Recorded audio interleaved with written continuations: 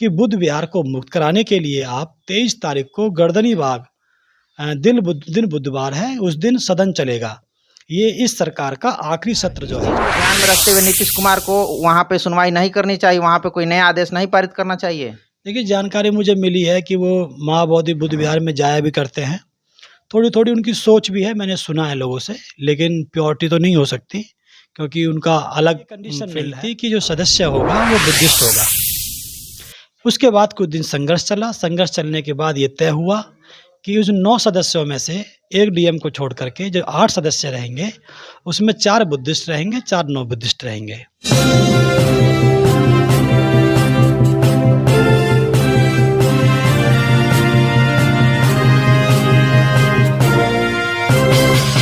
नमस्कार, मैं ऋतिक रोशन स्वागत करता हूं आप सबका अपने चैनल प्रज्ञा टाइम्स में। और मैं अपने ही गांव बड़ौरा में हूं और मेरे गांव बड़ौरा में एक बहुत बड़े हस्ती का आगमन हुआ है। मैं इनका परिचय बता देना चाहूँगा। इनका नाम जयप्रकाश सिंह है, जो बहुजन समाज पार्टी के उप राष्ट्रीय अध्यक्ष हुआ करते थे एक समय में। आज ये पदमुक्त कर दिए गए हैं और इसके बाद भी लगातार ये समाज में चल रहे हैं, गाँव-गाँव में जा रहे हैं, लोगों को समझाने का काम कर रहे हैं। आज इनसे कुछ हम बातचीत करेंगे। सर, आप अपना परिचय दीजिए जरा। धन्यवाद। थोड़ी मेरी तबीयत खराब है। सभी साथियों को जय भीम। आज हम यहाँ पर बिल्कुल यूपी के जो बॉर्डर है कैमूर, इस गांव में हम यहाँ पे पहुँचे हैं बिहार में। और मेरा नाम जयप्रकाश सिंह है। मैं बहुजन समाज पार्टी का राष्ट्रीय उपाध्यक्ष रहा हूँ, नेशनल कोऑर्डिनेटर रहा हूँ। जी। बहुत लोग अंदाज लगाते हैं कि आप उत्तर प्रदेश के रहने वाले हैं या मध्य प्रदेश के रहने वाले हैं। कहाँ के रहने वाले हैं, जरा अपना निवास स्थान भी बता दीजिए। मेरा गांव जो है बहन जी के गांव बादलपुर जो पड़ता है उत्तर प्रदेश के गौतम बुद्ध नगर में, वहीं का मैं रहने वाला हूँ। जी। उत्तर प्रदेश का जो बॉर्डर दिल्ली की तरफ लगता है, वहाँ का मैं रहने वाला हूँ, यूपी का। अभी आप जो यहाँ पे छोटा सा एक मीटिंग लिए, इसमें आपने चर्चा किया कि पटना के गर्दनी बाग में विशाल धरना प्रदर्शन का आयोजन किया जा रहा है। ये किस वजह से किया जा रहा है सर? देखिए, भगवान बुद्ध को जहाँ पर ज्ञान की प्राप्ति हुई थी आपके बिहार में, बोध गया में, वहाँ पर सम्राट अशोक ने एक बौद्ध विहार बनाया था। तो उसमें जो है कुछ सरकार के सह से 1949 में बीटी एक्ट एक वहाँ पे बनाया, बोध गया टेम्पल एक्ट, जिसमें ये तय किया गया कि वहाँ का जो डीएम होगा उसका वो चेयरमैन होगा, बाकी और सदस्य होंगे। लेकिन वहाँ पे ये कंडीशन नहीं थी कि जो सदस्य होगा वो बुद्धिस्ट होगा।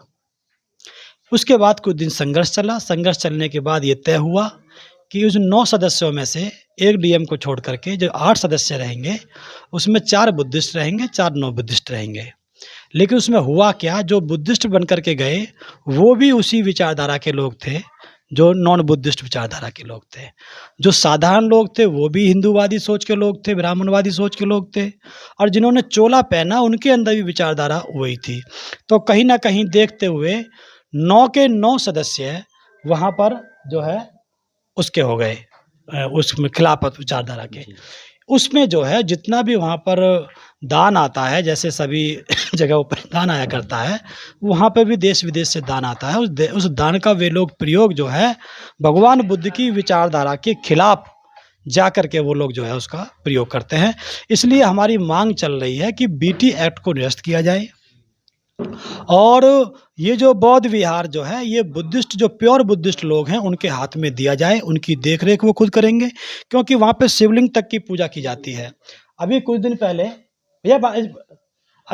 पहले वहाँ पर ये जो उसके वो थे राज्यपाल, उन्होंने जाकर के शिवलिंग की वहाँ पूजा करी, जबकि मुस्लिम समाज से वो लोग आते हैं। तो इसलिए साहब जी, आपके चैनल के माध्यम से हम पूरे देश से ये अपील करते हैं कि बुद्ध विहार को मुक्त कराने के लिए आप 23 तारीख को गर्दनी बाग दिन बुधवार है, उस दिन सदन चलेगा। ये इस सरकार का आखिरी सत्र जो है वो चलेगा। हमने 1 लाख लोगों को आमंत्रित किया है और बाकी जो विधायक साथी हैं हमारे, जो इस विचारधारा से सहमत हैं, उनको वो अंदर बात रखेंगे सीएम के सामने पटल पर, और वहाँ पर विधायक लोग बात रख रहे होंगे, बाहर सड़क पे हम लोग बात रख रहे होंगे। तो हमें उम्मीद है कि उस दिन वो एक्ट निरस्त किया जाएगा। हम लोगों ने सोशल मीडिया के माध्यम से देखा था कि अभी इससे पहले जो वहाँ पे धरना प्रदर्शन किया गया था, उसके बाद एक भंते जी जो हैं उनको गिरफ्तार कर लिया प्रशासन ने।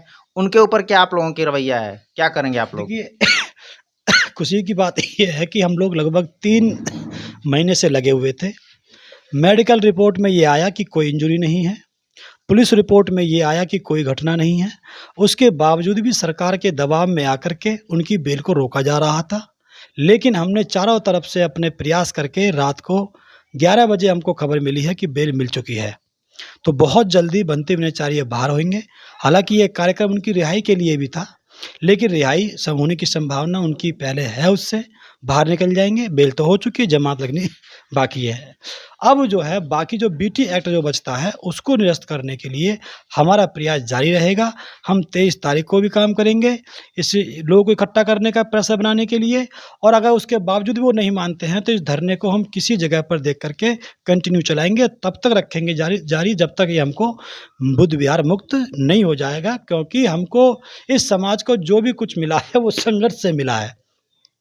यहाँ तो पानी पीने का अधिकार भी संघर्ष से मिला है, चारपाई पे बैठने का अधिकार भी संघर्ष से मिला है, वोट का अधिकार भी संघर्ष से मिला है, सीएम पीएम बनने का अधिकार भी संघर्ष से मिला है। तो हमको इस बुद्ध विहार को प्राप्त करने के लिए हमको संघर्ष करना पड़े, उसके लिए हमारी पीढ़ी संघर्ष करने के लिए तैयार है। जी। वर्तमान बिहार में देखा जाए तो जो नीतीश सरकार है वो लगातार दलित हितैषी काम किया करती है, और यह जो मैटर है खासकर बुद्धिस्ट जो हैं वो बिहार में दलित वर्ग समाज के लोग ही हैं।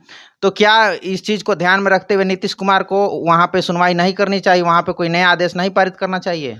देखिए जानकारी मुझे मिली है कि वो महाबोधि बुद्ध विहार में जाया भी करते हैं। थोड़ी-थोड़ी उनकी सोच भी है, मैंने सुना है लोगों से, लेकिन प्योरिटी तो नहीं हो सकती क्योंकि उनका अलग फ़ील्ड है। तो लेकिन उसके बावजूद भी हम तो उनसे भी अपील करेंगे कि भाई आप इसे ख़त्म कीजिए। हालाँकि हमारी विचारधारा बहुजन समाज पार्टी से मैच करती है। हम तो ये कहते हैं कि भाई अपनी सरकार बना लो। सरकार बना लोगे तो ये आपको अगले दिन आपको खाली मिलेगा, अपने आप बिना कुछ करे। और दूसरी बात जो है, जैसे बहन कुमारी मायावती जी ने उत्तर प्रदेश में सरकार बना कर के जो भगवान बुद्ध के लिए इतने बड़े-बड़े काम किए हैं, बाबा साहब के लिए, महापुरुषों के लिए, तो ऐसे काम आप यहाँ भी कर सकते हैं। 10-15 सीट हम जीत जाएँगे तो हम आराम से यहाँ पे अपनी सरकार बैलेंस ऑफ पावर से बना सकते हैं। तो नीतीश कुमार जी क्या करते हैं उनका मामला है, लेकिन हम सरकार पे उनका हक है और उनसे भी हम अपील करते हैं कि इस बीटी एक्ट को निरस्त करें। क्या और भी पार्टी या संगठन या दल के लोग आपके इस धरना प्रदर्शन में शामिल हो रहे हैं? हाँ, इसमें जो है मतलब बीजेपी को छोड़ कर के और ये नीतीश कुमार की पार्टी को छोड़ के, जो बीजेपी का खेमे की पार्टी है, इनको छोड़ कर के बाकी अधिकांश पार्टियों का हमको समर्थन है। अधिकांश नेता वहाँ पर उस समय मौजूद रहेंगे मंच पे उस दिन, और जो है सामाजिक संगठन जितने भी चल रहे हैं, भगवान बुद्ध से, फूले से, महापुरुषों से, वो सारे के सारे जो है बहुजन समाज पार्टी इंक्लूडिंग हमको सबका समर्थन है। तो देख सकते हैं जिन्हें लाइट ऑफ एशिया कहा जाता है, जिन्हें जहाँ पर ज्ञान की प्राप्ति हुई वो जो है जगह ब्राह्मणों के कब्जा में है, और उसे मुक्त कराने के लिए लगातार संघर्ष जारी है और लगातार लोग लड़ाई लड़ रहे हैं। आप सभी से निवेदन है कि आप सब ज़्यादा से ज़्यादा संख्या में, लाखों की संख्या में पटना के गर्दनी बाग में पहुँचे हैं और इस आंदोलन को सफल बनाएं। धन्यवाद। नमस्कार, मैं प्रज्ञा टाइम्स चैनल से ऋतिक रोशन आप सभी से निवेदन करना चाहता हूं कि यदि आप बहुजन पत्रकारिता में प्रज्ञा टाइम्स चैनल को मदद करना चाहते हैं तो आप हमें मदद कर सकते हैं। हमारा फ़ोनपे गूगल पे नंबर है 9934240303। इस पे आप पेटीएम भी कर सकते हैं। आपका एक एक पैसा बहुजन मिशन के काम आएगा, बहुजन पत्रकारिता के काम आएगा। देश भर में जहाँ भी बहुजनों के ऊपर अत्याचार होता है वहाँ हम जाएंगे और उनकी आवाज़ को उठाने का काम करेंगे। तो आप बहुजन पत्रकारिता को आगे बढ़ाने में हमारी मदद करें, हमें आर्थिक सहायता करें। धन्यवाद।